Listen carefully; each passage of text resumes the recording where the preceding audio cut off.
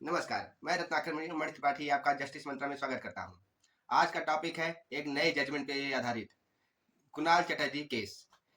इसमें supreme court का एक अहम फैसला आया है इस मुद्दे पे कि क्या शादी का वादा करके बनाए गए संबंध बलात्कार होंगे। आइए इसी की चर्चा करते हैं।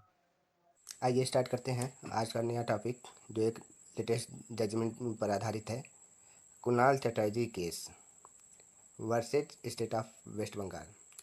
इसमें एक महत्वपूर्ण प्रश्न यह निकल कर आता है कि क्या शादी के वादे पर बना रिश्ता बलात्कार है। सुप्रीम कोर्ट ने हाल ही में कुणाल चटर्जी केस में बड़ा फैसला सुनाया है। आइए देख लेते हैं इसकी पृष्ठभूमि क्या है। अभियुक्त कुणाल चटर्जी पर भारतीय दंड संहिता की धाराएं 417, 376 और 506 तथा धारा 34 और पोक्सो एक्ट की धारा 6 के तहत मामला दर्ज किया गया है। शिकायतकर्ता ने आरोप लगाया है कि लगभग 3 साल पहले जब वह नाबालिग यानी कि 15 वर्ष की थी, तब उसका और अभियुक्त का सहमति से संबंध बना था। उसने कहा कि यह सहमति अभियुक्त ने शादी के वादे पर आधारित थी। बालिग होने के बाद जब अभियुक्त ने शादी से इनकार किया और उसके माता पिता ने उसे अपमानित किया, तब उसने एफआईआर दर्ज कराई, जिसमें अभियुक्त के पिता, माता और चाचा को नामजद किया। हाईकोर्ट में इस मामले के खिलाफ सीआरपीसी की धारा 482 के अंतर्गत एक एप्लीकेशन फाइल की गई, जिसमें कलकत्ता हाईकोर्ट ने अभियुक्त के माता पिता और चाचा के खिलाफ केस धारा 482 सीआरपीसी के तहत रद्द कर दिया, लेकिन कुणाल चटर्जी के खिलाफ मामला जारी रखा।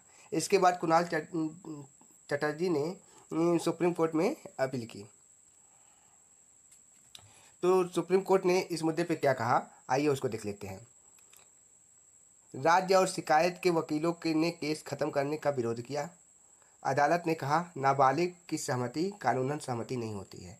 तो एक महत्वपूर्ण तथ्य यहाँ से निकल कर आया है कि यदि किसी नाबालिग को कोई नाबालिग अपनी कंसेंट देती है तो वह कंसेंट नहीं माना जाएगा। लेकिन इस मामले में कोई प्रत्यक्ष फॉरेंसिक सबूत नहीं है। अभियुक्त ने नाबालिग के साथ बलात्कार किया है। तो अब यहाँ प्रत्यक्ष और फॉरेंसिक सबूत न होने के कारण कोर्ट यह मानती है कि 3 साल बाद, क्योंकि केस 3 साल बाद दर्ज हुई है, तो पॉक्सो एक्ट के तहत मामला बनाने में देर से आरोप जोड़े गए हैं। यानी कि ये झूठा बताते हुए कि इसे देर से अलग से जोड़ा गया है। शिकायतकर्ता ने खुद कहा था कि उसने शादी के वादे पर के आधार पर सहमति दी थी। इसलिए सुप्रीम कोर्ट ने पूर्ण निर्णयों जैसे Prithvirajan versus state, Pramod Suryabhan Pawar versus state of Maharashtra, Maheshwar Tigga versus state of Jharkhand के अनुसार शादी के वादे पर दी गई सहमति और बाद में बने संबंध को बलात्कार नहीं माना जा सकता। इस प्रकार हम देखते हैं इसमें दो तथ्य निकल के सामने आते हैं। एक, नाबालिग की सहमति की कानूनन सहमति नहीं होती। दूसरा, शादी के वादे पर दी गई सहमति और बाद में बने संबंध को बलात्कार नहीं माना जा सकता। तो अंतिम आदेश के रूप में सुप्रीम कोर्ट ने क्या किया? सुप्रीम कोर्ट ने माना कि यह केस अभियुक्त के खिलाफ कानून की प्रक्रिया का दुरुपयोग है। अपील स्वीकार की गई और कुणाल चटर्जी के खिलाफ सभी कार्यवाही रद्द कर दी गई। लंबित अंतरिम आवेदन का भी निपटारा कर दिया गया। इस प्रकार देखते हैं कि इस केस में दो महत्वपूर्ण चीज़ें निकल के आती हैं। एक ये कि नाबालिग का कंसेंट नहीं माना जाएगा। दूसरा ये किसी बालिग के साथ इस आधार पर कंसेंट लेकर संबंध बनाना कि उसने उससे शादी करेगा, तो वह भी बलात्कार की श्रेणी में नहीं माना जा सकता। धन्यवाद।